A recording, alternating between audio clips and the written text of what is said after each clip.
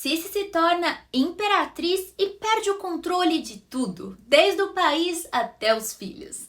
Oi, coroados e curiosos, eu sou a Steph e hoje vamos continuar desmistificando a Sissi, a imperatriz, e mostrar para vocês que ela não tinha preparo nenhum para ser imperatriz e nem para ser mãe, tirando a ideia de que ela era aquela pessoa mostrada nos filmes e séries. Lembrando que eu gosto da Sissi antes que vocês falem qualquer coisa. A vida dela sempre foi bem documentada, tanto pelos seus diários, os de sua sogra e também pelos biógrafos especializados. Também acredito que ela tenha tido uma depressão profunda que, caso tivesse sido tratada, poderia ter feito com que algumas atitudes dela fossem diferentes. Bora lá! No momento em que paramos, a Sissi finalmente decidiu dar um pouco de atenção para o marido. Não porque ela o amava, acho que ela nunca amou, mas porque ela queria se manter na Hungria e queria que a Áustria e a Hungria fossem unificadas e vivessem numa boa. Enfim, Francisco José estava cedendo e essa foi mais uma vitória completa para Elizabeth, provando que ela tinha mais do que capacidade para alcançar seus objetivos quando queria. Se ela tivesse feito isso mais vezes, a história deles teria sido bem diferente, já que ela foi uma peça muito importante na criação do Império Austro-Húngaro. Em 1867, a Sissi se tornou imperatriz do Império Austro-Húngaro e também o seu amado amigo, o Conde Andrássy, se tornou o primeiro-ministro. Isso significava que ela poderia viver mais tempo na Hungria. E aí, ela começou a fazer os seus atos de caridade. Ela também promoveu cuidados humanizados com doentes mentais. Ela ficou tão feliz com isso que voltou a dormir com seu marido e após ela voltar para a cama dele, nasceu a sua última filha, como eu já comentei. Mas nem tudo eram flores. Ela ignorou a Boêmia. Isso provavelmente aconteceu porque ela odiava os nobres boêmios da corte que desde o início trataram a Sissi como uma mulher de baixo valor para um imperador. A raiva e o ressentimento da Boêmia ficaram evidentes quando houve uma tentativa de assassinato contra o Francisco José em Praga. A Boêmia estava infeliz pela coroa demonstrar uma clara preferência pela Hungria, que era clara por causa das pressões da Elizabeth sobre seu marido. Para piorar ainda mais, enquanto a Boêmia havia sido devastada pela guerra, a Hungria havia sido protegida das consequências decorrentes da guerra. A Elizabeth escreveu que entendia a raiva deles e suspeitava que um dia eles se separariam do Império Austríaco, mas não disse que ajudaria de nenhuma forma. Como todas as vezes e nos momentos de crise aguda, ela tinha o hábito de fugir da capital com as crianças, deixando seu marido sozinho. Isso foi muito difícil para o Francisco José, porque ele era um homem de família e se sentia mais forte com a presença de sua esposa e filhos. Elizabeth pedia para ele ir visitá-la, mas o imperador era um homem muito comprometido com as suas responsabilidades e não conseguia sair de lá facilmente. Aí, de vez ser uma esposa compreensiva, a Sissi simplesmente ignorou a sua responsabilidade como mãe do império e se entregou ao papel de uma esposa negligenciada e emburrada. Por ser imperatriz, a Sissi não era apenas uma figura pública, mas a figura pública feminina mais importante do império. E isso não combinava nada com a sua personalidade. Ela achava que era doloroso e exaustivo, mas ao invés de seguir o exemplo de muitas coroas antes dela e cumprir seu dever, ela sempre colocava suas próprias necessidades em primeiro lugar. Ela fugia das aparições públicas e dos grandes eventos, sempre alegando que estava doente ou indisposta. E quando não era isso, ela usava o período menstrual como desculpa. Todo mundo sabia os dias em que ela estava menstruada, e muitos eventos públicos eram marcados para não coincidirem com esses dias. Mas, no final, não adiantava muito, porque a Sissi, quando aparecia, ficava pouco tempo ou, mais frequentemente, não aparecia de jeito nenhum. Ela não fazia o mínimo de esforço para ser uma imperatriz bem vista e também para ajudar o coitado do Francisco José. Os vienenses de Viena tentaram de tudo para agradar a Sissi. Quando construíram a nova ópera, um prédio super caro e luxuoso, os arquitetos fizeram questão de criar um salão especial só para a imperatriz. Mas, adivinha, ela cancelou a aparição na ópera no último momento, pouco antes da cortina subir. Ela também deixou de cumprir alguns deveres, como o cuidado com os pobres lá em Viena. Um exemplo clássico é a cerimônia da Quinta-feira Santa, quando 12 velhos e 12 velhas da casa dos pobres tinham os pés lavados pelo imperador como um gesto de humildade e pela imperatriz, que deveria fazer o mesmo com as mulheres. Depois, todos ganhavam um grande banquete e presentes preciosos, uma verdadeira mudança de vida. Mas a Sissi se recusou a participar, então só os 12 idosos homens foram cuidados pelo imperador, que fez o gesto sozinho. Agora, um dos hábitos mais estranhos da Sissi era sair para caminhar ou fazer trilhas por horas e horas, independentemente do tempo. Chuva, neve, vento forte, não importava. E o pior, ela saía em horários malucos, como por exemplo às 3 da manhã. Claro, suas damas de companhia tinham que seguir a imperatriz por protocolo, o que as deixava exaustas. A única gentileza que a Sissi fazia era permitir que uma carruagem a seguisse. Assim, as damas podiam descansar um pouco se estivessem muito cansadas. Ela também era super possessiva com as suas damas. Se alguma delas se interessasse por um homem bonito, tipo um conde ou um barão, a Elizabeth logo dizia que não era uma boa ideia, porque para ela a dama a largaria e isso era traição. Ela se via como o centro das atenções e achava que as vidas dessas mulheres deveriam girar ao seu redor.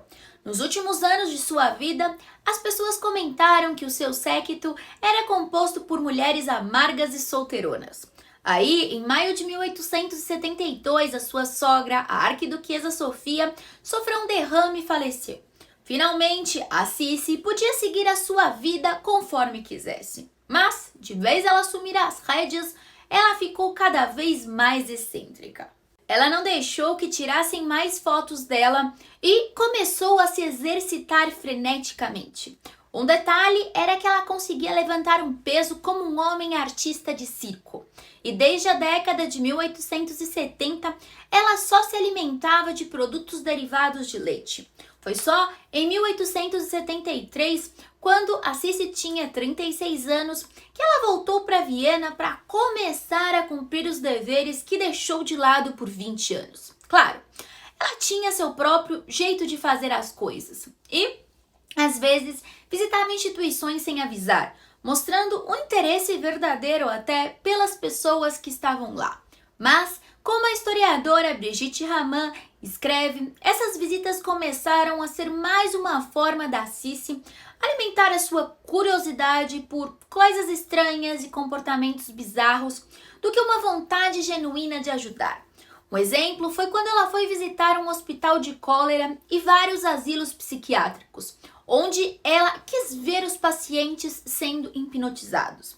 Segundo essa escritora, a Sissi podia ter dito algo para ajudá-los e também ajudar financeiramente e não o fez.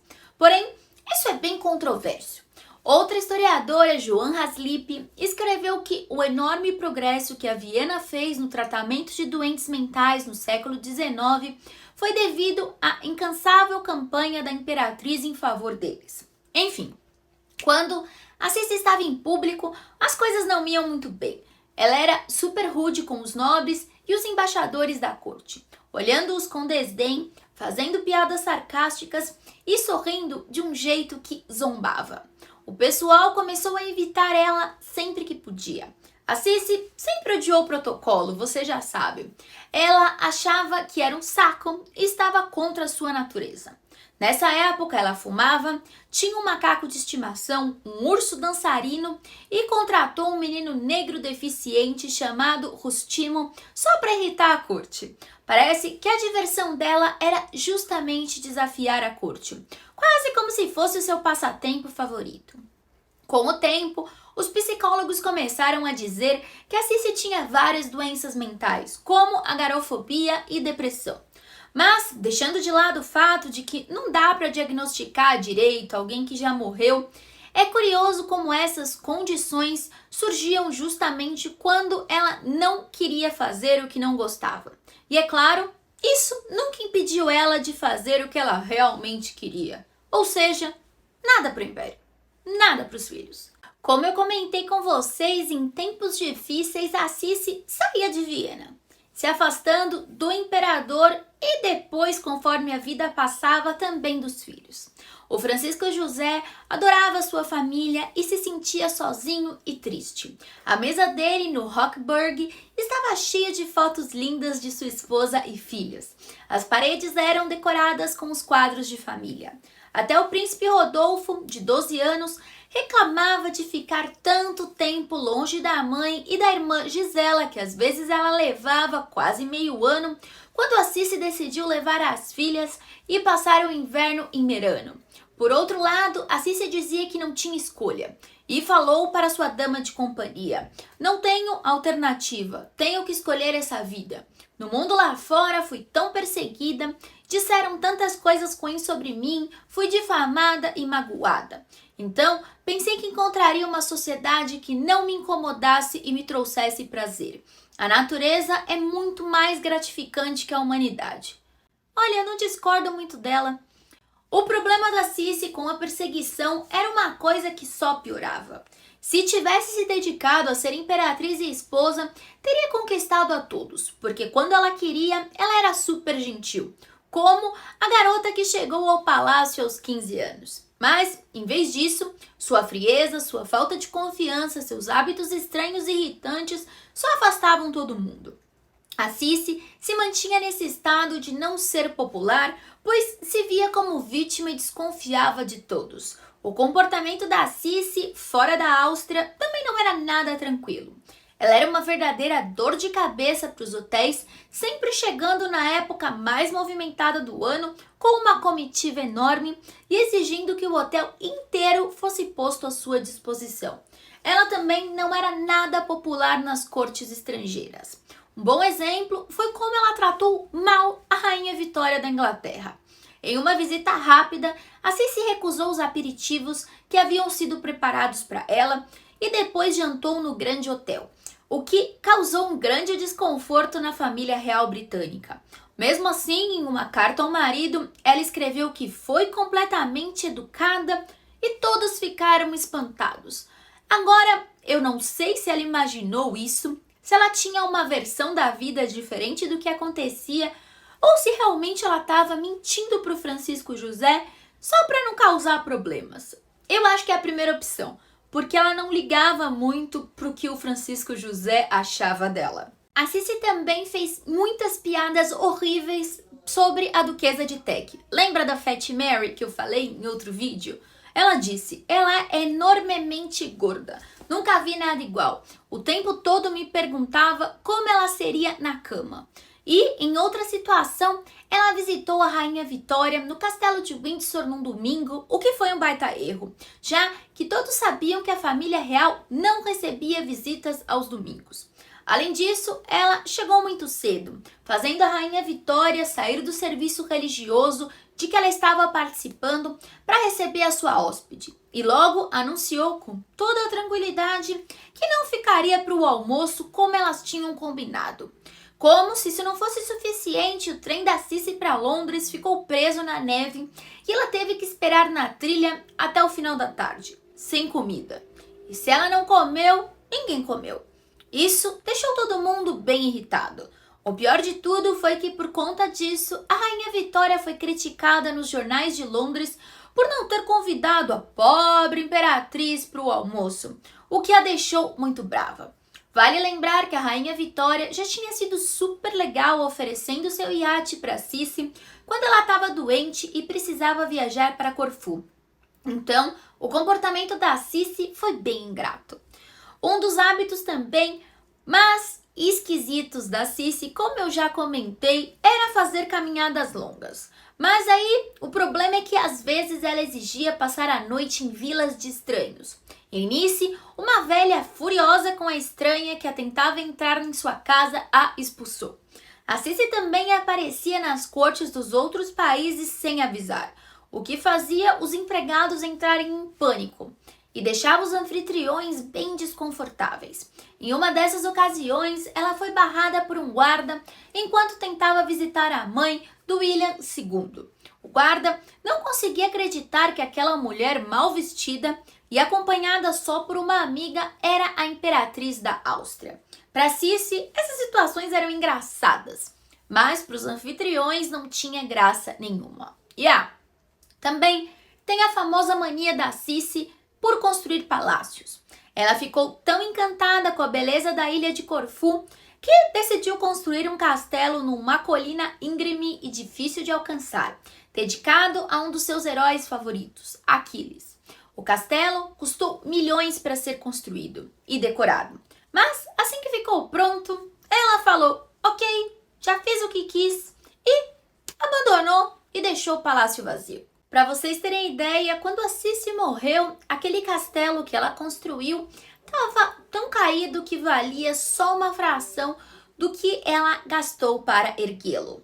Ela não era nada boa com dinheiro e gastava uma fortuna em viagens, castelos e palácios que ela construía e logo abandonava quando enjoava.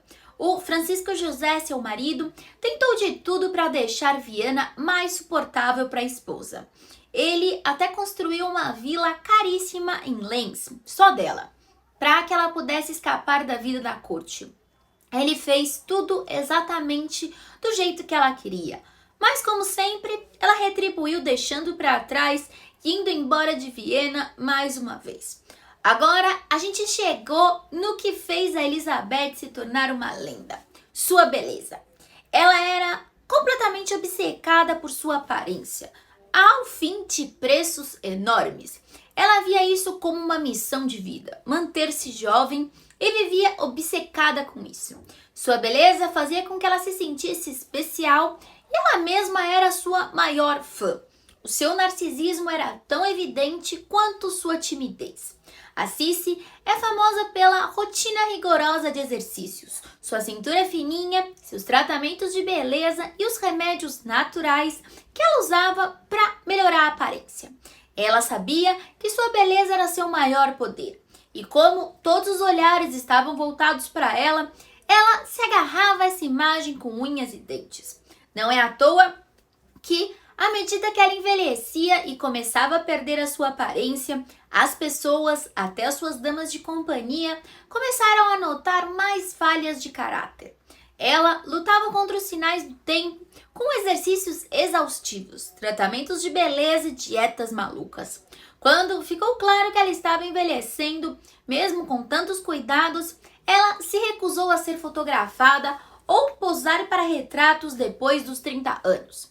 Isso fez com que muitos acreditassem que ela morreu jovem. Ela simplesmente se recusava a envelhecer e continuava deslumbrante até os seus 30 e poucos anos, que era algo raro para a época. Desde muito jovem, a Sissi adorava escrever poesias sobre sua vida e sentimentos, mas mantinha isso em segredo, compartilhando apenas com as pessoas mais próximas. O problema é que as pessoas próximas não eram grandes críticas e ninguém tinha coragem de dar uma opinião sincera. E como ninguém a corrigia, ela começou a se ver como tipo um William Shakespeare, mesmo não sendo tão assim. Ela tinha mania de se achar especial e romântica, de se ver como alguém diferente de todo mundo, bem parecida com as jovens que fazem isso nas redes sociais. Sabe, querendo chamar atenção? Então, o narcisismo dela se manifestava de formas bem complicadas. Embora reclamasse muito do tratamento da corte e da arquiduquesa Sofia, quando foi sua vez de ser sogra, a Elizabeth se comportou de forma horrível. A nora da Sissi, a princesa Stephanie da Bélgica, não era eu, se casou com o príncipe herdeiro Rodolfo quando tinha apenas 17 anos. Estava sozinha em uma corte estrangeira e não tinha a beleza da Sissi, um marido carinhoso e uma sogra que se preocupava com o seu conforto e bem-estar, mesmo da forma que a Sofia era, e eu já comentei. Pelo contrário, Ela tinha um marido indiferente, sua noite de núpcias foi terrível e ela tinha a Sissi como sogra que a desprezava. A Sissi a chamava de uma caipira enorme, zombava da sua aparência, da falta de graça e empurrava suas próprias responsabilidades para a jovem, usando-a para se livrar ainda de mais deveres. A falta de empatia da Sissi é impressionante e, no mínimo, preocupante. Os últimos anos da Sissi foram cheios de desgraças e tragédias. Ela não falava com muitos membros de sua família, incluindo a sua irmã Maria Sofia e seu pai. Ela nem se deu o trabalho de ir ao funeral de seu pai, preferindo navegar para Corfu. Em 1897, a sua irmã Sophie Charlotte morreu em um incêndio aos 50 anos. A mulher, com uma coragem característica da família da Sissi, se recusou a ser evacuada antes das outras pessoas e insistiu que as freiras e as crianças saíssem primeiro. E aí ela morreu. Mas nenhuma tragédia abalou tanto a Sissi quanto o incidente de Meying. Seu filho, Rudolf, e sua amante de 17 anos, Mary Vetzera, decidiram acabar com sua vida juntos ou foram assassinados. Eu contei para vocês isso, inclusive, em outro vídeo. Eu vou deixar também aqui embaixo se eu lembrar. Embora completamente arrasada com a morte do Rodolfo, a Sissi nunca tinha se interessado pelos problemas do filho enquanto ele estava vivo e vivia sua vida muito separada da dos filhos. O Rodolfo, assim como sua mãe, era liberal e se sentia desconfortável na corte, onde vivia isolado. Anos depois, os historiadores ficaram surpresos ao perceber que uma mulher sensível como a Sissi não teve ideia nenhuma do que seu filho estava passando. Uma das suas damas de companhia tentou justificar sua postura, dizendo que a vida de uma mulher da sua posição era tão diferente das outras pessoas que era difícil entender. O imperador sabia como ela ficava facilmente abalada. Por isso, muitas notícias ruins ou difíceis eram mantidas em segredo da Sissi. Por exemplo, o comportamento problemático do Rodolfo, como sua covardia e atitudes cruéis, foi escondido de ambos os pais por seu tutor. Aí eu fico pensando, se a Sissi tivesse tentado se aproximar mais de seu filho, será que ele teria morrido de uma forma tão trágica? Tá, parece muito coisa de Freud, eu sei. Sempre botando a culpa na mãe quando algo dá errado com o filho. Mas, para ser justo, eu não acho que a culpa deve ser da Elizabeth ou só dela. O imperador também falhou com o filho, mas de um jeito diferente. E a gente tem que combinar, o Rodolfo já era um homem adulto, tinha 30 anos, e eu acho que cada um deve ser responsável pelos seus atos. Até hoje, os historiadores discutem se a tragédia de Meilin podia ter sido evitada. A gente só pode especular no final das contas. Depois de enterrar o filho, quando ela tinha 51 anos, ela fez uma tatuagem de âncora no ombro, começou a caminhar sozinha e conversando sozinha pelos arredores do palácio. Ela escreveu: "Continuarei caminhando com os lobos até ser afogada e esquecida." De qualquer forma, após esse episódio, ela começou a se dedicar mais à caridade, indo em diversos hospitais com suas damas de companhia. Aí, ela também passou a se vestir só de preto, e sua saúde mental, que já não era boa, foi de ladeira abaixo. Ela começou a falar de morte mais do que nunca, tentou se comunicar com espíritos e passou a ter visões estranhas. Não encontrou também consolo na família. O amor pelo marido já tinha ido embora há muito tempo, e para que ele não ficasse tão sozinho, ela arranjou uma amante, uma moça chamada Catarina Srati. Mas, mesmo com seus netos ao redor, a Sissi também não conseguia aproveitar a companhia deles. Eles só faziam lembrar da passagem do tempo e ela ficava mais triste por ter envelhecido. No final das contas, a Sissi também não se orgulhava das conquistas do Império Austro-Húngaro. Ela até começou a se preparar para um possível exílio, mandando sua fortuna secretamente para a Suíça, onde planejava viver confortável e sozinha. Parece que, infelizmente, a Sissi sempre estava procurando por algo. Sua beleza, que antes era encantadora, foi desaparecendo.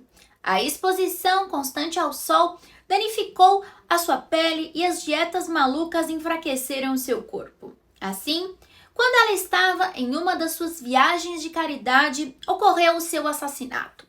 Ela estava hospedada em Genebra e no fatídico dia, ela e sua dama de companhia saíram do hotel em direção a um navio a vapor. Então, um anarquista chamado Luigi Lucini, que era um homem pobre, cheio de raiva da nobreza e aristocracia e dos reis, a apunhalou em seu coração. Inicialmente, elas consideraram que podia se tratar de um assalto e a Cici não sentiu nada. Aparentemente, o corset segurou a dor. Porém, o corte era muito profundo e assim que as suas vestes foram tiradas, ela acabou falecendo devido aos ferimentos. A morte dela foi do jeito que ela queria, rápida e sem dor. Ela disse em uma de suas cartas que a morte me surpreenda. E a vida realmente lhe concedeu isso. E eu espero que você tenha gostado desse vídeo. Se você gostou, não esquece de seguir o canal. Nós temos vídeos todos os dias às 19 horas. Eu vou postar ainda essa semana os erros históricos da segunda temporada da Cici. Um beijo e até o próximo vídeo.